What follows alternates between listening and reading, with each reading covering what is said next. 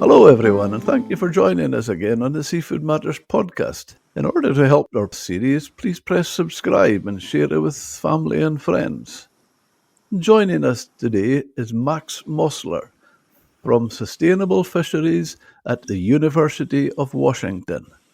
Hello, Max, and welcome to Seafood Matters. Hi, Jim. Thanks for having me. Thank you. Before we get going, please tell our listeners about your career and the path that brought you to the University of Washington and your role there and who you work with. All right. So I went to undergrad university in the States, in a landlocked university. But when I was there, I studied abroad in the Caribbean and got to do a lot of research underwater using scuba and fell in love. It's a pretty classic story. Decided to pursue marine conservation and applied to graduate schools, went to the University of Washington and enrolled in like an environmental policy program, which had a building right next door to the fisheries building where I met Dr. Ray Hilborn. And while I was there, I studied climate change communication. I was really interested in the sort of human side of conservation and trying to get people to care about climate change and the underwater world and all that stuff. And Ray was starting a project where he was trying to improve communications about fishery science. And so the two of us started working together with me sort of becoming the communications person for his lab and some of the research that gets put out at the University of Washington. That would have been an inspiration because he's so hugely respected throughout the world. Yeah, working with Ray is really fun. He's great. It is nice to have him as my boss and be able to name drop him when I need something. I'm just like, hey, I work with Ray Hilborn. Can you do XYZ for me? It's great. He must be one of the, I know from my side, I would say an observation. I think he's the only person I've ever come across who everybody, and I say everybody, all sides from environmental NGOs to the civil servants to fishers actually on the job, on sea, on the boats, could be in people in universities. Everyone have a huge respect for him. So there's not many get such a wide Yeah, view. I totally understand. He's a great scientist, and I think just great scientists that you think of from any discipline, they all think in a way that's unique. I grew up and I read a lot of like Richard Feynman's books and always loved, like, admired the way that he thought about things. I think Ray is very similar, just in a different field. Thinks about things in a way that's unique and I think hugely important for improving the planet. So I feel it's very exciting and fun to work with Ray. Well, that does sound exciting. Max, I'd love to hear your thoughts on the recent Attenborough film Oceans, particularly the call for a ban on bottom trawling and MPAs. How do you see that message?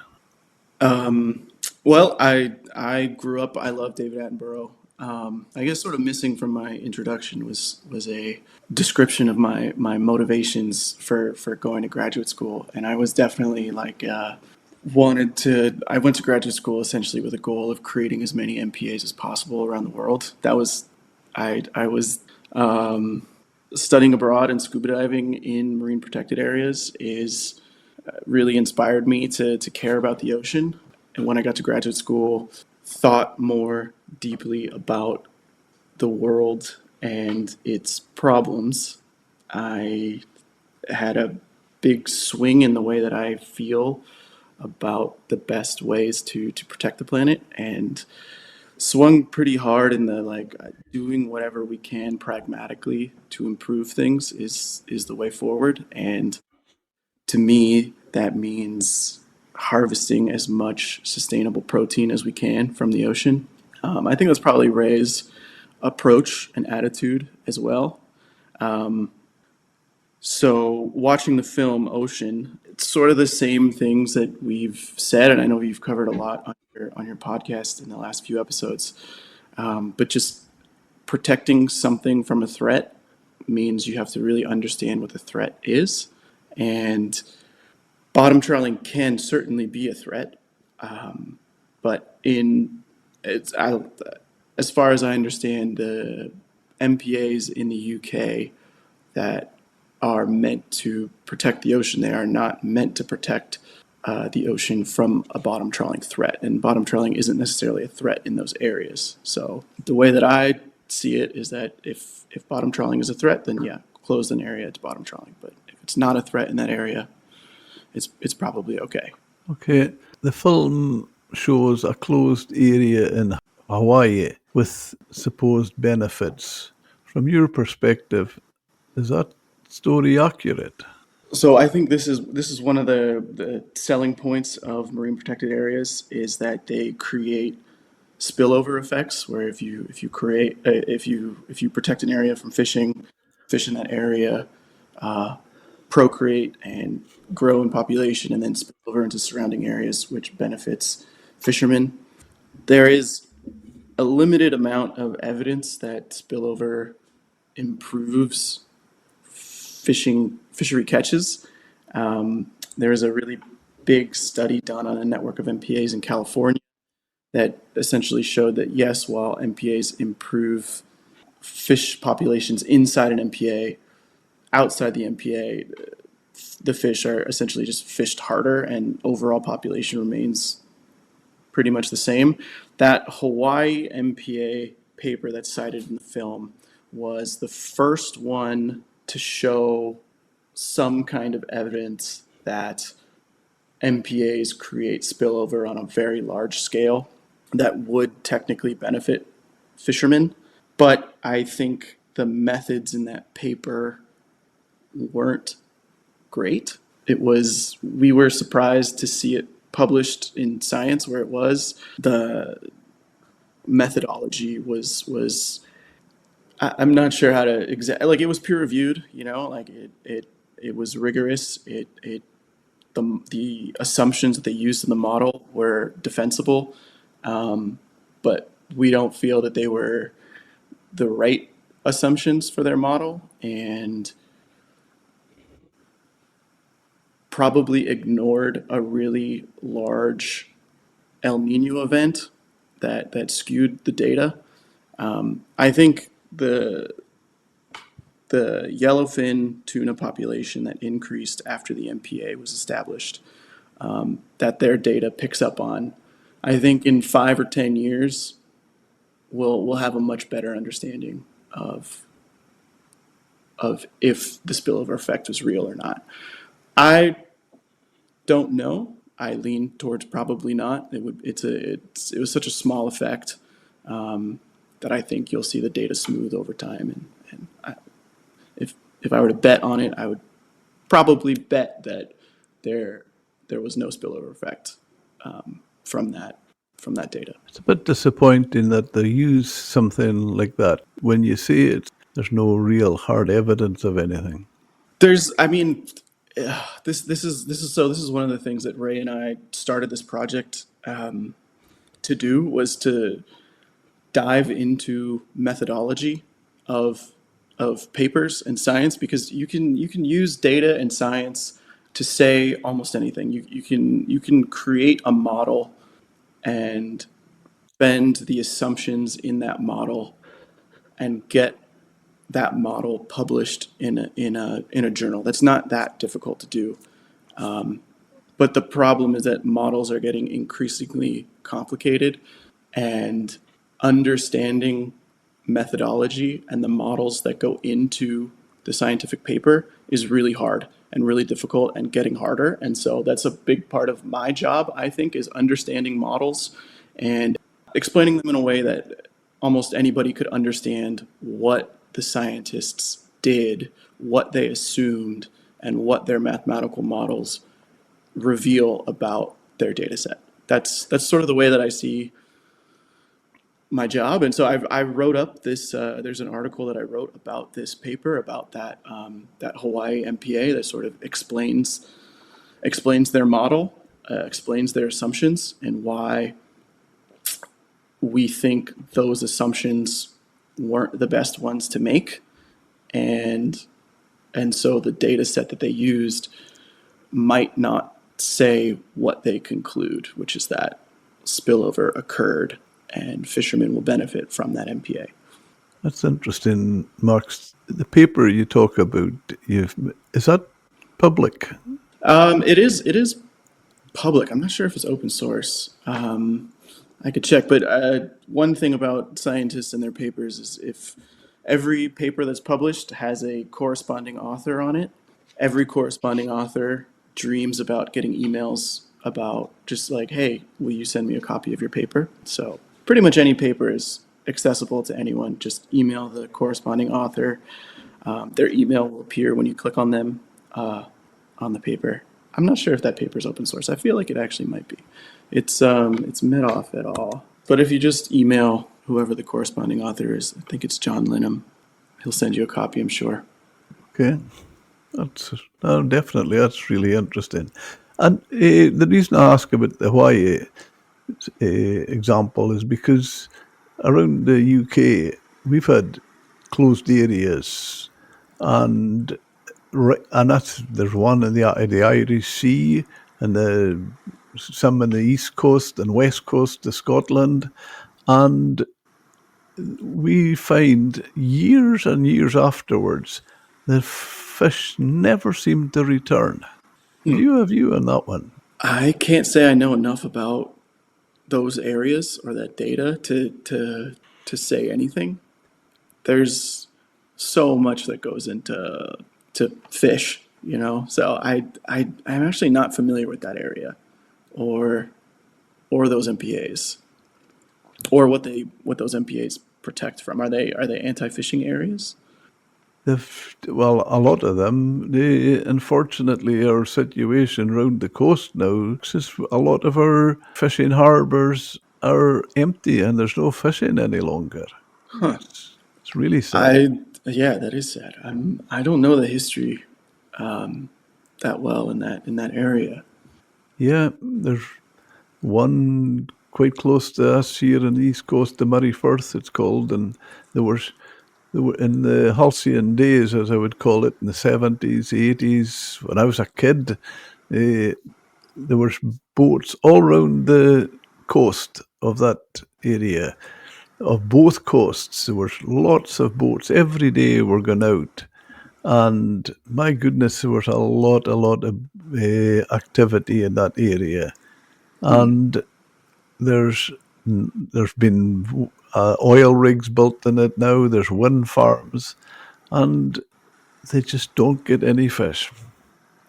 That's I that's a mystery, at least for me. I don't know what's going on.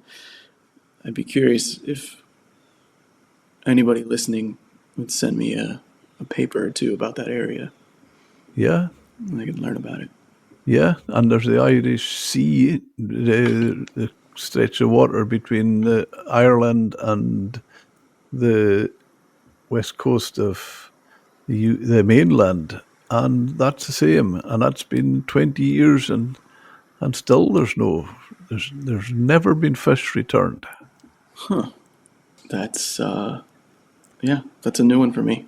A lot of But them a lot of fishermen feel that when they are fishing at areas and they're stirring up the bottom, it's feed and it takes other fish in. that's a mystery to me. Okay. Oceans, as we talk about, really goes on about Hammer's bottom trawling, and they stay silent on things like aggregate dredging, seabed mining, offshore wind and cabling, and a lot of people feel they have as much impact on the seabed as or more than bottom trawling. It's this is just a yeah. It's I think fishing and bottom trawling is a very easy villain in a story, which I think the ocean documentary was. Like it was a narrative, it was a story. They had to engage the audience. A lot of stories have conflict and villains, and the fishing industry and bottom trawling is a great villain. Fishing is extractive. You're taking something natural from the ocean for human consumption, which sounds bad. It can look bad, but it's for those who know. It shouldn't be. It isn't. It's an incredible way to produce food for the planet, for society. Just like wind farms produce power for society and undersea cabling provides connection to society, the ocean and the seafloor provide a lot of benefits to society, and with pretty much anything, there's trade-offs to all of that, and deciding what those trade-offs are is the job of politicians and people who vote for those politicians. And I guess our job as scientists and people who look at data is to determine what the trade-offs would be.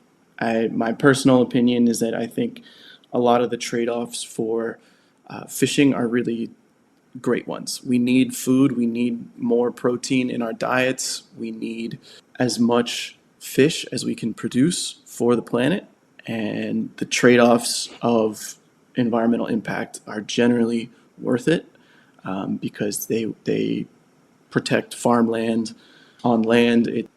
It's a great protein source. I wish ocean would have talked a bit more about that. Like I think fishing was sort of seen just negatively the entire time instead of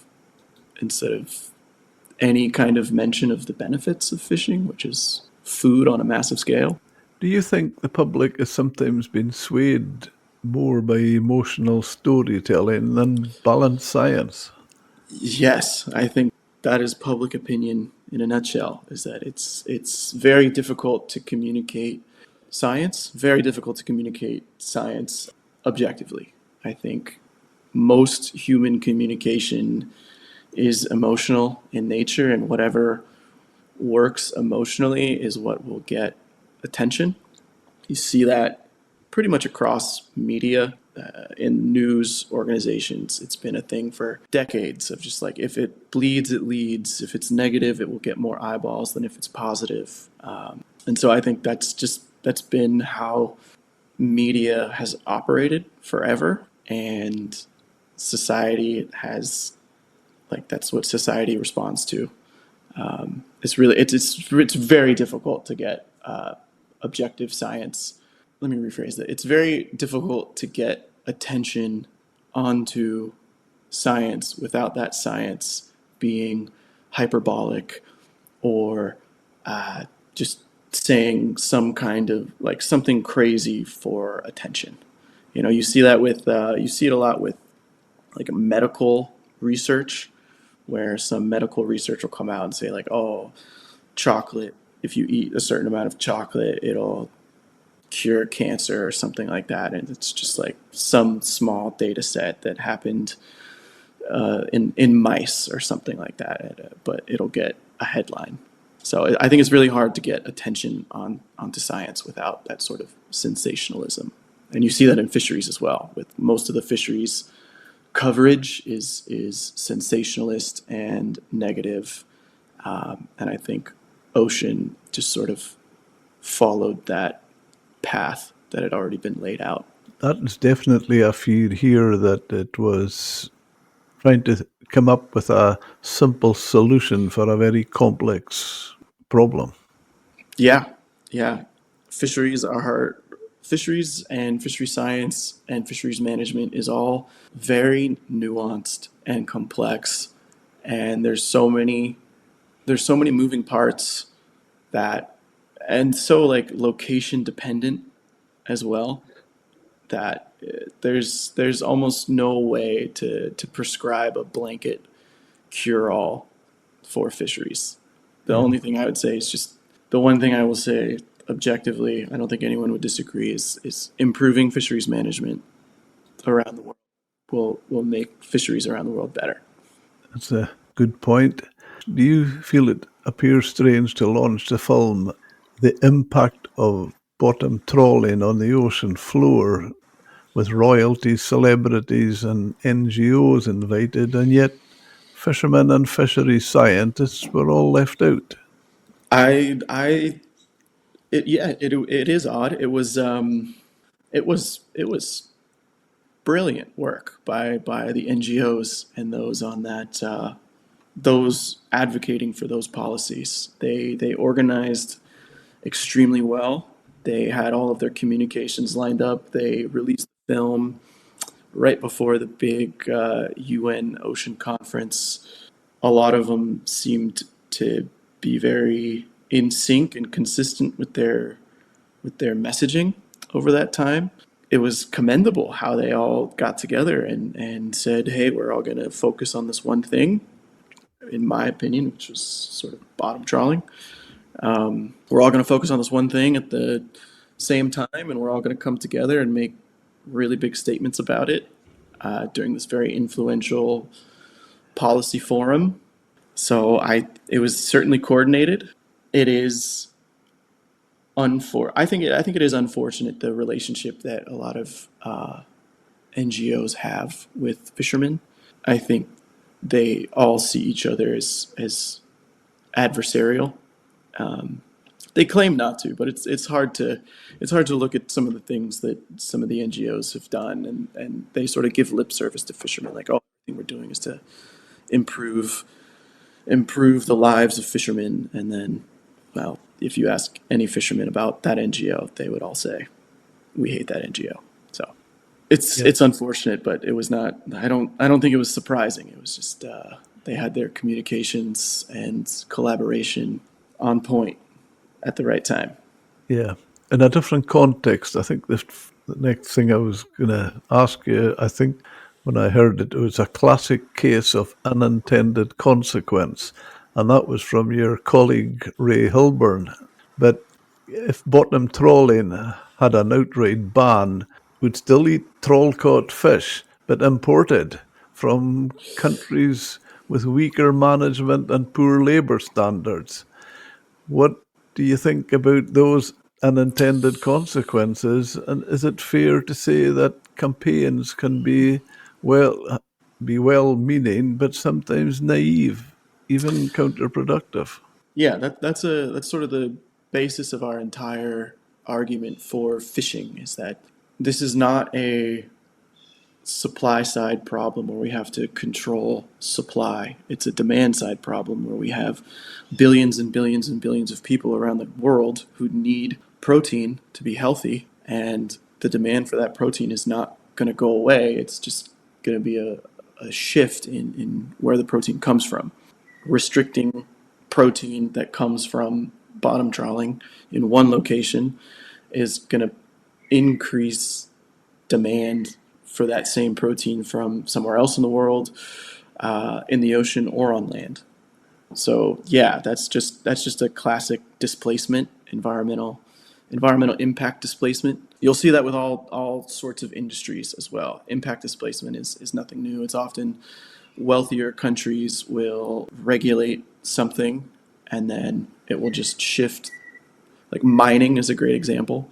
There's a reason that a lot of the rare earth minerals come from developing poorer countries. It's because the wealthier countries have regulated away and displaced the impact to somewhere else. And to do that with bottom trawling is unfortunate, I think, because I think there's enough science and really good scientific capacity in the UK and Europe as a whole to manage and regulate bottom trawling in a sustainable way. And I think they've done a very good job of that. I think the UK and Europe has very good fisheries management. I'm not saying it can't be better, but comparatively and relatively to the rest of the world, the UK and Europe has very good bottom trawling management and fisheries management as a whole. And so displacing fisheries from those waters to other waters, I think would probably be a net negative for the planet.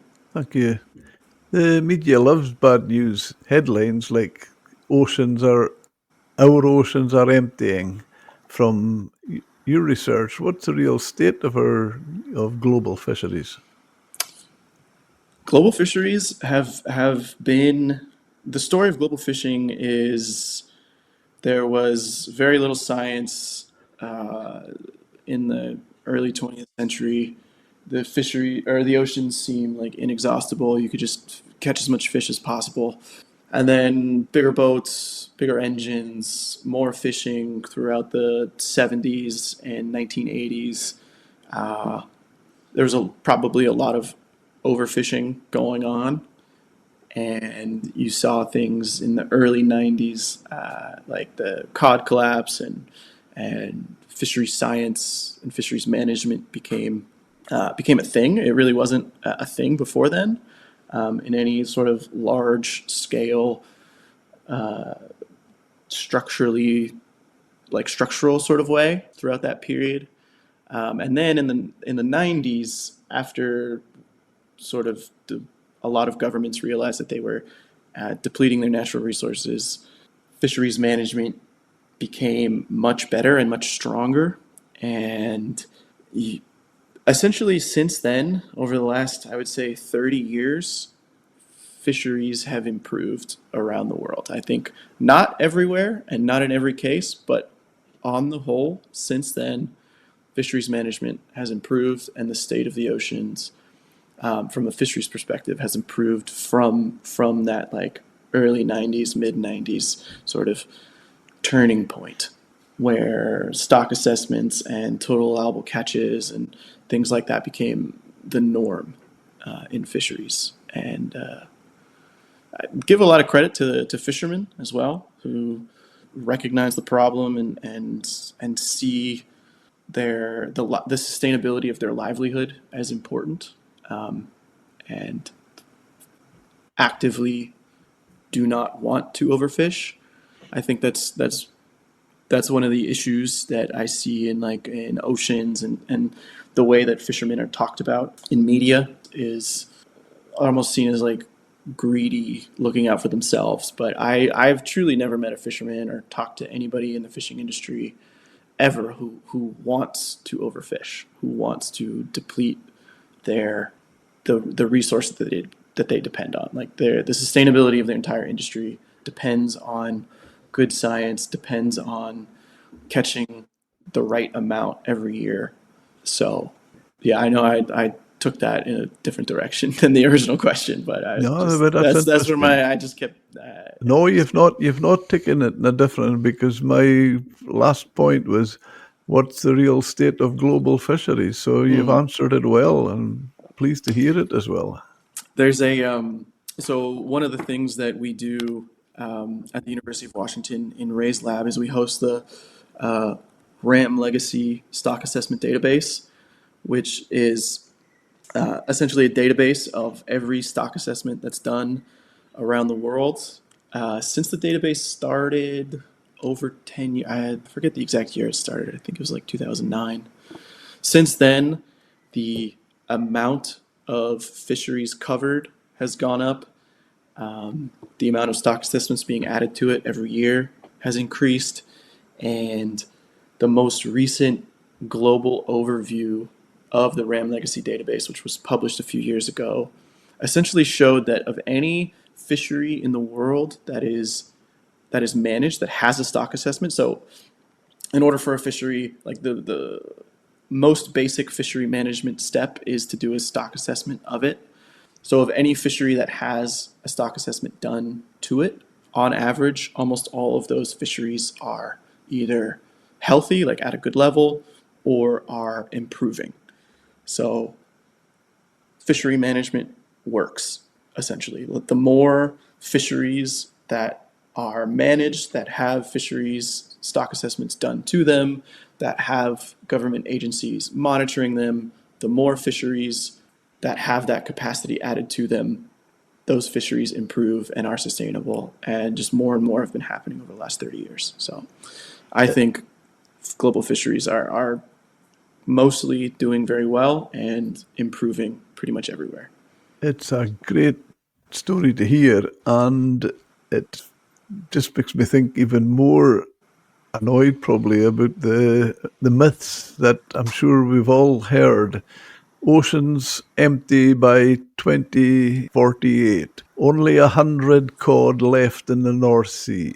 90% of the world's tuna has already been caught. Yeah, these are sort of exactly the kind of stories and headlines that media picks up from scientific literature. Like I said earlier, it's really hard to get people to pay attention to science unless it says something sensationalist or hyperbolic or something that makes for a crazy negative headline like that 2048 myth. That started from a press release that didn't even start from a scientific paper. It started from the press release that went out with the scientific paper. So it's not even mentioned in the paper, at least the last time. At least Yeah. that's what I remember. At least that it's paper was published. They put out a press release to try to get coverage. In their press release, they sort of said like, "Oh, fisheries depletion at this rate, if it continues, fisheries would be depleted by 2048." But without the added context that rate was not like a linear rate. So Fishery science seems especially vulnerable to Brandolini's law. It takes far more effort to debunk misinformation than to create it. What's the antidote? I I don't know. That is we're trying our hardest to correct misinformation and get good information out there. It's really difficult. You've in the age of the internet and what I would call like the attention economy where everything now runs on attention. Getting attention is now like that's the most important thing for businesses to survive, for NGOs to survive. It's just getting attention, and there's very little downside. There's no downside to putting out misleading headlines, misinformation. There's no downside. There is no like public shame. It's perfectly legal. You get donations, you get eyeballs, you get views. So the incentives are just there to continue it. We're trying to explain models. We're trying to debunk press releases that go out with papers that are clearly meant to create news stories that are potentially misleading. We are doing our best, but it's hard. It's hard. I don't know what the antidote is, other Yeah. than people starting to care a lot more about methodology and understanding science. Do you think maybe the answer is better communications, better data, reaching people in new ways? I think that's part of it. That's part of it for sure. I mean, that's what we're trying to do. Yeah, it's a little disheartening to like when you really sit and think about just all the different ways in society where attention can just be captured by misinformation, because the truth is often much more boring. It's very boring to think about. Over the last 30 years, we've made very slow but incremental progress towards improving the ocean. That's not an interesting story, but it's true. In the previous podcast with your colleague Ray Hilburn, he explained that you get reliable data from most regions around the world except Southeast Asia. Is that still the case? Generally, yeah, that sort of goes back to what I was talking about with the RAM legacy database. It all essentially has to do with scientific capacity in those regions, and scientific capacity and enforcement capacity and government capacity essentially all relies on the wealth of a region, of a nation. So Southeast Asia, parts of Western Africa, where countries there don't have government capacity, they don't have scientific capacity to manage and monitor their fisheries. And the first step is gathering data to manage a fishery. So that is still generally true. Like if you look at the different regions in the world and where are we getting reliable fisheries data from, it's most wealthy. It's pretty much all wealthy or moderately, relatively wealthy coastal nations, and the places where we're not getting that data is the more impoverished nations. How do you see the China effect in that region and in global fisheries overall? China China and its fisheries are interesting because China, they consume so much seafood. It's such a big part of culture there. And China, over the last 30 years, worked really hard as a nation to reduce poverty in their country, and they were unbelievably successful at it. I think that China over the last 30 years has essentially taken hundreds of millions of people out of poverty and into like a global middle class. And one of their strategies was to just extract as many natural resources as possible to do that. They did that with mining and fishing and all other kinds of ways. They sort of saw the trade off between ending poverty and exploiting natural resources as a trade off worth making.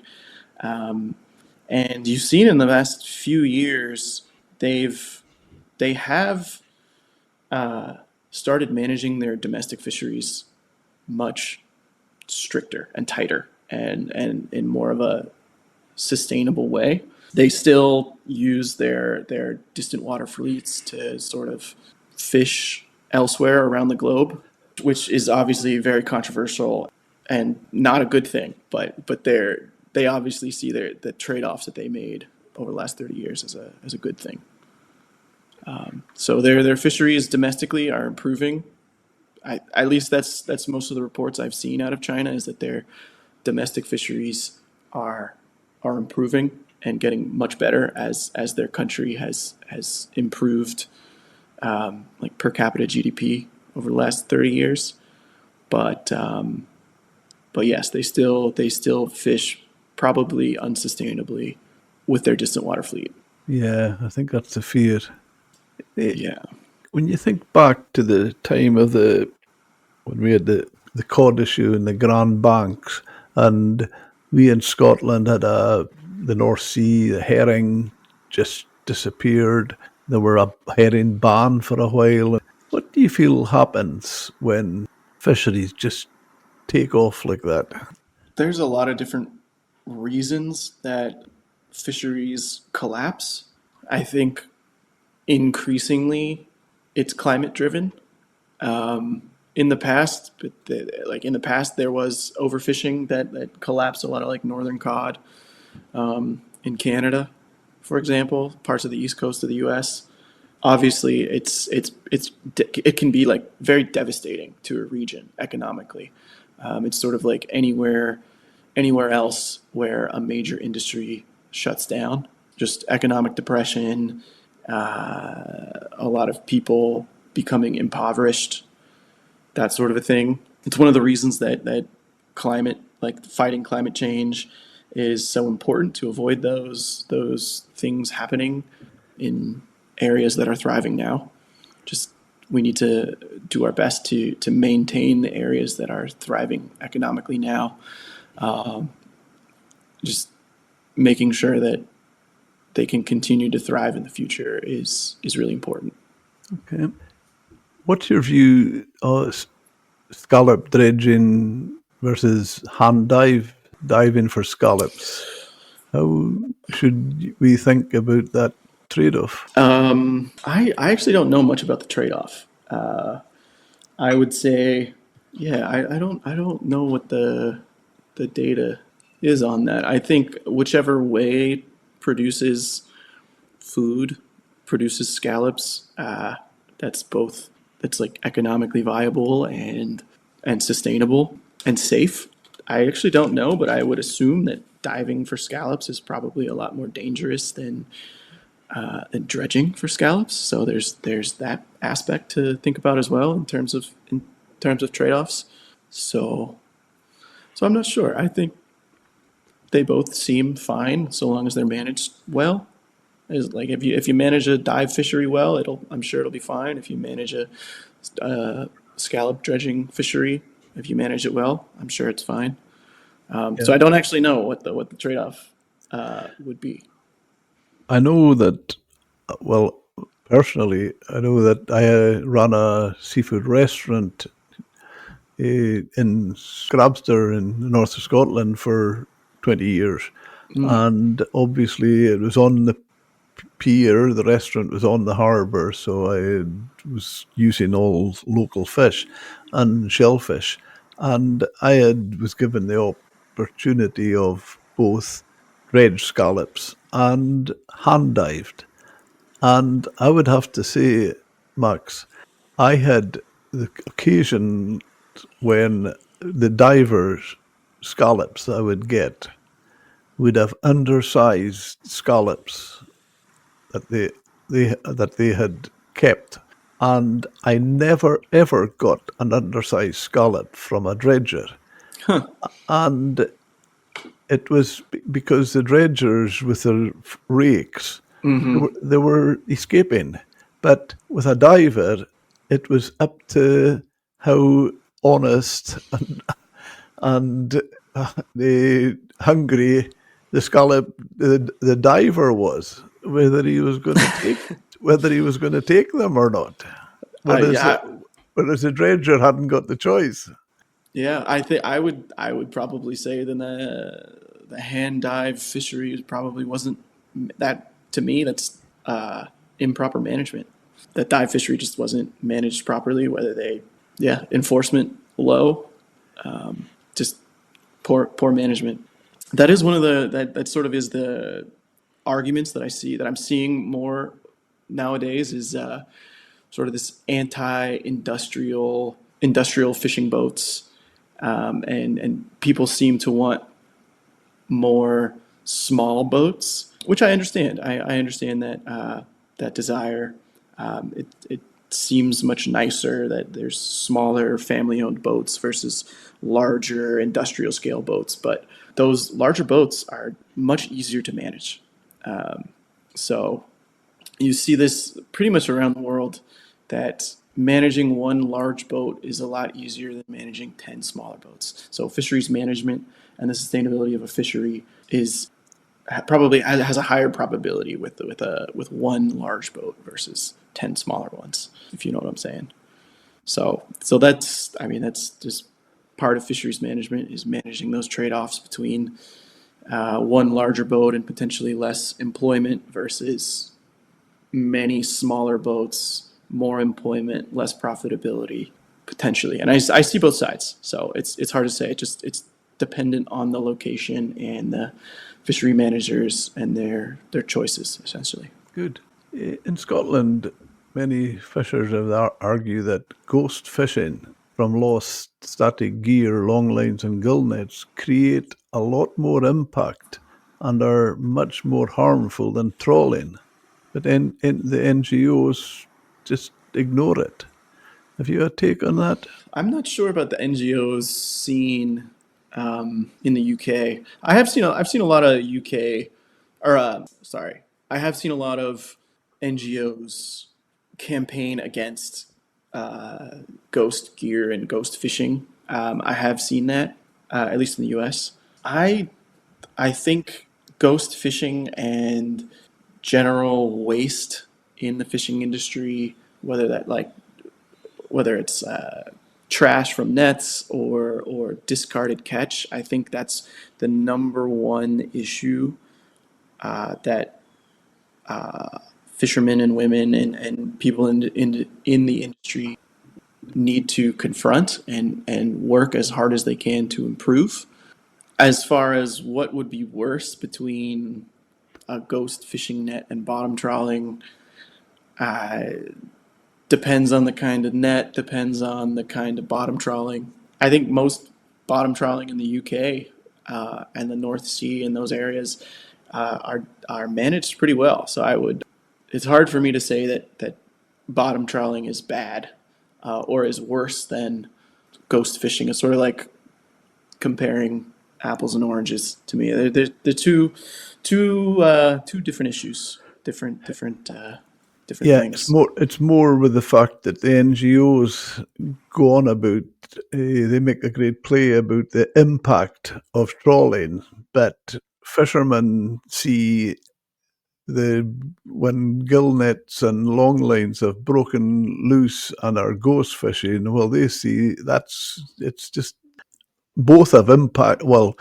maybe the trawl has an impact on the seabed, but ghost fishing certainly has an impact on their stocks and wildlife, because I remember seeing statistics out of Brussels just a few years ago now, and they reckoned that gillnet and longlines that killed over 500,000 seabirds and mammals like seals, dolphins, porpoises, turtles, wader birds. So, and that was over 500,000. And that's figures that come out of Brussels. That's not just somebody trying to conjure it up. That's official. Yeah, I like I said, I think that's the biggest issue that the fishing industry should focus on is reducing bycatch, reducing waste, discards, all of those kinds of things. I think in terms of NGOs and what they focus or what they try to campaign on, I don't know why they would choose one over the other aside from just they've run whatever cost benefit analysis to see which issue will get the most amount of attention and donations and things like that. And I think bottom trawling is it's a really easy enemy. It's a great villain, you know. So I think that's maybe why that's my best guess is just NGOs focus on whatever they think they can drum up the most attention and donations and I guess in that part of the world that's what does it is bottom trawling. I like your term great villain because the way they see it in this country, an easy target. Yeah, yeah, it's an easy target. It's hard to I don't know. It's one of the reasons that I actually love fishing in general. It's such an interesting industry. It's there's nothing like it on the planet, really.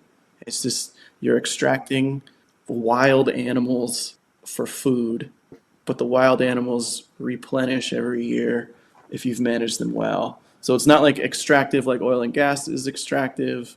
It's not renewable like timber and forestry is renewable. It's very interesting. It's really complicated, and it's really hard for everyday people to understand, which is why it makes for a great villain or an easy target, I think. Yeah. It said mackerel are big eaters of cod larvae. What effect might that have on cod recruitment? I don't know. I so one of the funny things about me is that I don't have a lot of training in fishery science. I'm good at reading scientific papers and understanding statistical models and things like that. But in terms of hard fishery science data and information, I rely on Ray for that to sort of explain it to me. So, I mean, that mackerel eating cod larva, I'm sure it's probably a pretty classic predator prey relationship, boom bust cycles, things like that. But I don't know for sure. Okay. This is a question from a friend of mine, John Goodlad in Shetland, who Ray knows well. He's been in Shetland with him. John's written some books on some very interesting books. And he asks, have you a view on why some NGOs try to discredit you and Ray's work? Well, I would say the way that they try to discredit Ray's work is the problem. They try to discredit it via just like ad hominem attacks. They've never actually published something in the scientific literature that criticizes the science itself. That's what we do. When a paper comes out that we disagree with, we use the scientific process to try to correct it or improve it or whatever we see fit. So paper is published in a journal, says something we don't think is true, we'll publish something in the same journal as a response. And that's how science has worked for hundreds of years. And that's how like knowledge is uncovered. There's a paper published, someone builds on it, someone disagrees with it, everything gets its like closer to the truth. The NGOs that went after Ray, I think it was mostly Greenpeace that went after Ray, they did not go after his science at all. Like I've said a few times so far, just methodology is super important. And if you can criticize methodology, great, do that. That improves things for everyone. But it was really just an ad hominem attack on Ray himself that I think essentially some kind of conflict of interest accusation that was completely unfounded. Whatever investigation happened found no wrongdoing. And yes, Ray gets some funding from the fishing industry, but the question we would pose back at everyone else is, well, shouldn't they pay for research? Shouldn't the industry that relies on science pay for the science? We think, yes, they should, and so they do. Like I said earlier, I've never met anyone in the fishing industry that wants to overfish.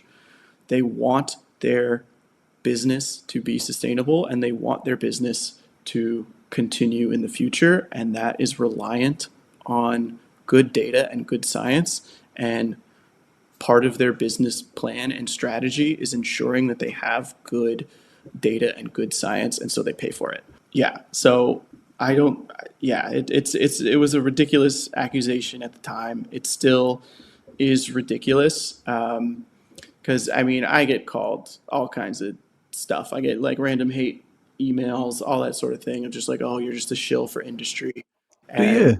Do oh you yeah, really? yeah. That's terrible. I mean, it's fine. It's I'm sure almost every scientist who says, yeah, tons of scientists, I'm sure, get that. But what we would invite any of our critics, just publish something in the scientific literature that contradicts the science that we put out. Methodology matters. Criticize a model. Use different like publish something using multiple different assumptions. Just that's what I say, and I think it is. I've never we. I don't know how to exactly say this, but I'll try. In that, like, there's a lot of science that is published from NGOs. There's a lot of scientists at NGOs who are funded by NGOs who publish scientific literature, and they do not have to disclose any kind of conflict of interest, or there is no conflict of interest assumed in that case. And I think that's unfortunate. I don't know. I think almost every scientist acts in good faith. Yeah. So I don't want to. I'm not accusing anyone of anything, but it is. It felt crazy that Greenpeace attacked Ray for his funding sources when Actually, I don't know if Greenpeace employs scientists or if they publish. I actually don't know if Greenpeace employs any scientists, but something like Oceana employs a lot of scientists, and there's a lot of science published by Oceana employees, and they don't have to. Like, there's just no conflict of interest assumed there, even though I think you could make an argument that there is incentive to create science that says a certain narrative that helps your organization. But like I said, I do think almost all of these scientists act in perfectly good faith. But I think the accusations against Ray are those were ridiculous. They remain ridiculous. And if anything, the conflicts of interest in the NGO world, I think, are even stronger. Whereas, like, still most of Ray's funding does not come from the industry. It's a fraction. It's a sizable fraction. I don't know the last numbers that we put out, but I know it's probably somewhere around like a quarter or a third or something like that. But it is less than half. It's not even close to our largest sources of funding. So Yeah. It's yeah. going on. Do you feel there's any genuine common ground between the fishers, scientists, and NGOs? Yes, I do. I think all of us, I think NGOs, most NGOs, not every NGO, but most NGOs want the same things that we want, that fishers want, which is just a healthier, more productive ocean that provides sustainable seafood and healthy habitat for all creatures and improves commerce and the economies of nation states. I think everybody wants that.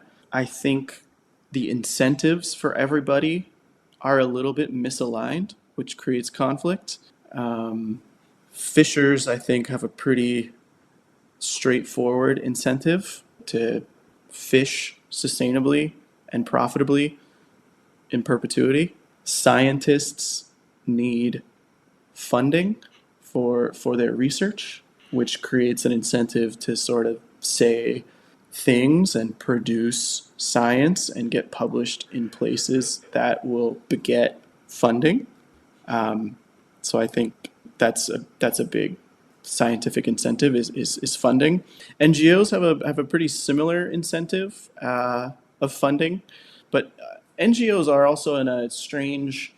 They operate in a very strange field. They're almost like the comparison I would make for for a lot of NGOs is it's like a dating app because the purpose of being on a dating app is to find a partner. So then you leave the dating app. And I think NGOs want to, like ocean focused NGOs want to make the ocean healthy and better and improved. But what's the end game for them? Like they're, in theory, should be working to sort of like put themselves out of a job, like getting ocean policy to a place where they no longer have to advocate for certain policies. So it's tough. And I think you'll see, at least what I've noticed over the last 5, 6, 7 years, is the target. A lot of NGO targets have sort of changed. There was a general anti-overfishing sentiment a few years ago, I would say. Certainly in the early 2000s. There was like the film End of the Line, and there was a lot of advocacy, NGO advocacy about ending overfishing, and overfishing is the big problem. And I think there's been enough work done towards like ending overfishing that I don't think overfishing is a great target anymore for NGOs, and I think you've seen it sort of shift towards bottom trawling. That is the big target now, and that changed from overfishing. So we'll see what happens, but I'm curious, like what will the big ocean NGOs be campaigning for in 10 years, for example, or 15 years? Are they still going to exist in their current states? They have a much different incentive, much different like structure than fishers or scientists. So it's interesting. That's very, very much so. It is interesting. And I have to say, Max, I don't you maybe know on a global basis, but here in the UK, I have to say, any fisherman I ever speak to welcome science and want it. Good science. Yeah, yeah. I think one thing I've noticed recently about NGOs is a lot of NGOs have started leaning into what I would call like animal welfare. I think that's you could kind of see that percolating through, and I think that might be the next big issue. Fish as wildlife, which I mean they are wildlife. We harvest them for the greater good, and I think that's okay. That's a trade off that society has made. But I have seen a lot more like advocacy that sort of says like we need more, like we need to make just sort of arguing against like all animal consumption, things like that, which I think is short sighted as well. I think you'll see You're already seeing protein become the big macronutrient of this century. I think, like, for example, the recommended daily protein in the U.S. is low. I think it will get raised in the next couple decades. So we need as much sustainable protein as we can get. With public pleasure shapes policy more than ever, how can we make sure science, what we've been talking about, how can we make sure science stays at the center of the conversation? That's $1 million question. Using science in any, like, policy decision making, that's what I would like. I really want scientists to talk to decision makers and policymakers straight away instead of, I think, like, most of the communications that make their way to policymakers are probably communications that come from the NGO world. Like, you saw that with the ocean documentary, where a lot of those European NGOs collaborated and got politicians, like, got in front of politicians, had a cohesive message to send. There were no scientists who had the same thing, and that's completely understandable because scientists have just such a demanding job. But there needs to be more work, I would say, from interested parties. Like, I think the fishing industry, for example, could do more to get science, to promote science and promote scientists speaking to policymakers and creating influence in that sphere. I think the fishing industry certainly has a role to play. I have a role to play as part of my job, boosting the visibility of good science and criticizing science that is poor but gets visibility. That's what I would say. Indeed, yeah. If, in this offshore wind is a huge issue in Scotland, Max, with fishers losing productive fishing grounds, and yes, are reporting strange behaviour with wildlife near when they're near the turbines. What are the trade-offs of offshore renewables for fisheries? I'm not. I can't say for certain. I know, but I know things like I know the UK is one of the few places in the developed world where, like, per capita electricity generation has gone down, which has made electricity prices really high. I know the UK has really high electricity prices compared with the rest of Europe. I know there was a big push to, like, sort of shut down a lot of the power plants and replace that energy with renewables. And I've been to the UK once, and there was not a lot of sunlight, and there's still not a lot of sunlight there. And so, wind is wind or nuclear, carbon-free sources of electricity that the UK can generate. So that's certainly the pros, or the for offshore wind. But as far as losing productive fishing grounds, I'm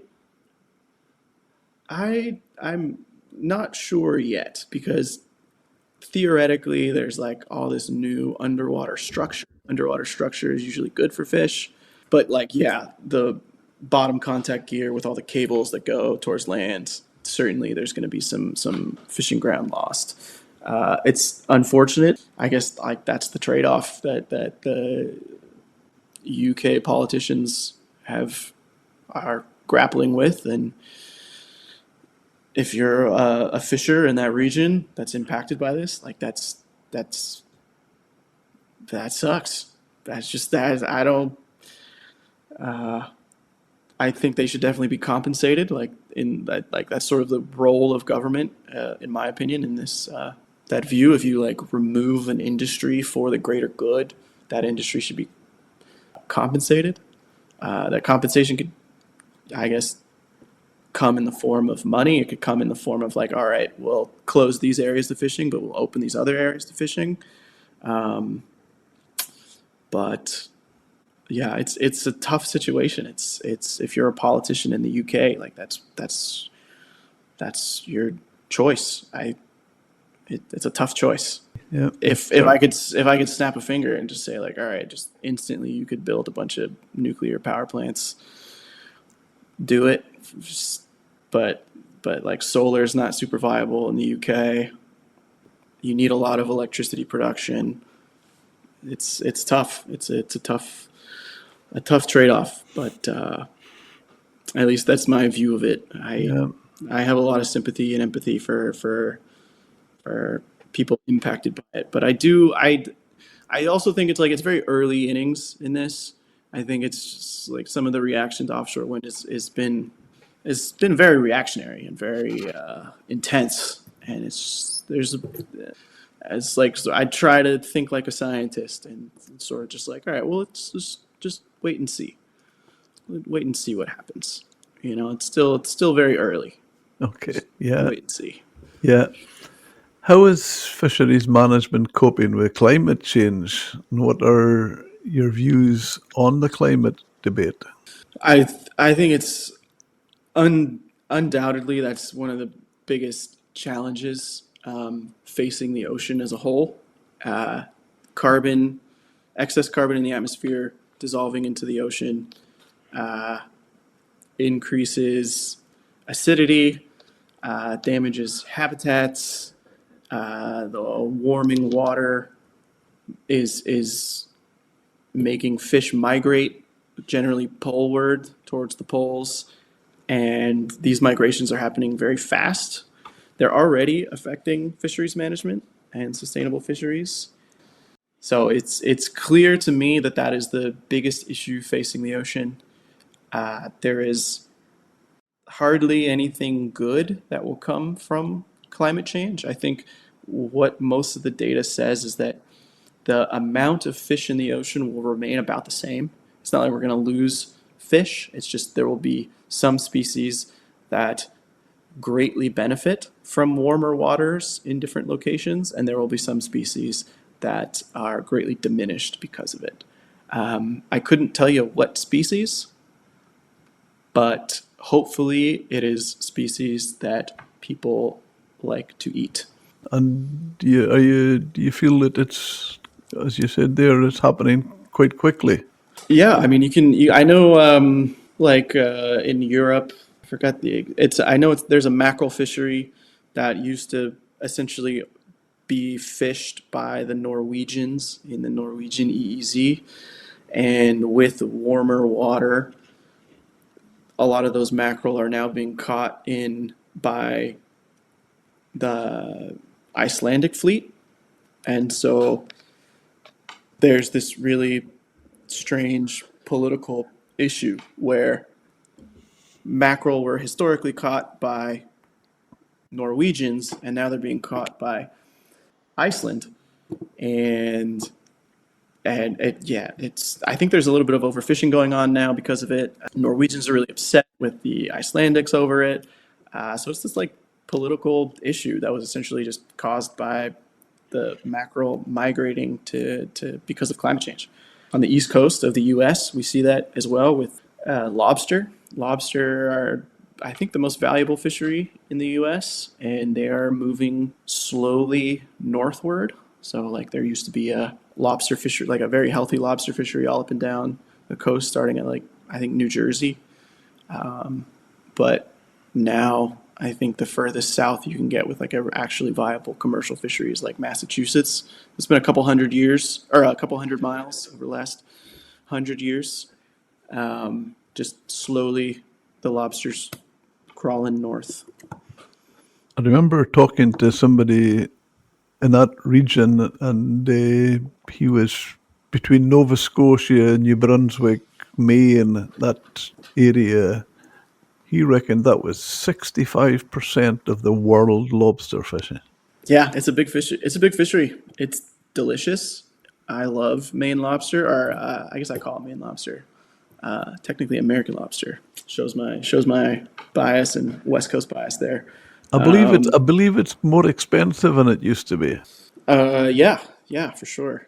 It is one of the most expensive seafoods probably in the world, but it's because it's delicious. It's really good. Yeah, yeah. I would not wholly agree with you because I've had it many a time when I've been in the States, but I do feel the European lobster beats it. Have you ever had a West Coast lobster? The No, California spiny lobster. So that's no. like, so I live in Los Angeles. I'm a big I spearfish and I free dive. That's like my main hobbies, and my favorite thing to do in the winter is to go diving for lobster. And the species we have on the West Coast is California spiny lobster. They're actually more expensive than East Coast Maine lobster, Okay. way more expensive because they're sweeter. And there's a small commercial fishery for them. Almost all of them are sent to China because they're so expensive and they're so in demand, that wealthy Chinese people buy them. But it's fun for me because I love harvesting my own food from the ocean, and so going out and catching a couple lobster, and it's just like, oh, this is like I just pulled $200 out of the ocean, and I'm gonna give them to my dad because he loves lobster. Like he loves the California spinies. I actually do prefer the East Coast lobster, the taste of the East Coast. Well, you've almost answered my question because I was going to say, and do you sell them or eat them? But I think you've given them to your dad, do you? Yeah, oh, yeah. This is part of the United States' great fishery regulations and enforcement is that I'm not legally allowed to sell those lobsters. I can only harvest them Oh, for personal okay. Yeah, consumption, yeah. recreational fishing Okay. only. They did that in this country with salmon in the rivers, rod caught. You're not allowed in this country now to sell a rod caught salmon. Yeah, it creates incentive and greed. Yeah, I think it's good because it if it was allowed, it's creating a market and people would just. Yep, exactly. Max, where can our listeners follow you online? I would, I guess I should have mentioned right at the very beginning that Ray and I have a website. It's sustainablefisheriesuw.org, where we publish our thoughts and blogs about recent science. I would say that's the best way to find us and our work is on that website, sustainablefisheriesuw.org. And we have a newsletter where every once in a while we write something for the newsletter. That's the best way to sort of keep up with our work and the things that we do. We used to be on social media. We used to do a lot on social media, but we don't do that anymore because we found just it wasn't worth it. Just sort of like playing into the attention economy. It doesn't help anybody or anything. So we're on social media. We'll update there every once in a while, but the most the best way to keep up with us is through our website and our newsletter. Excellent. Thank you. Thank you. Well, I think it's a good time to fold, and I would fold up. And I would just like to thank you because that's been really, really interesting. Seriously, I thank you so much, Max. It was my pleasure. I'm always happy to chat.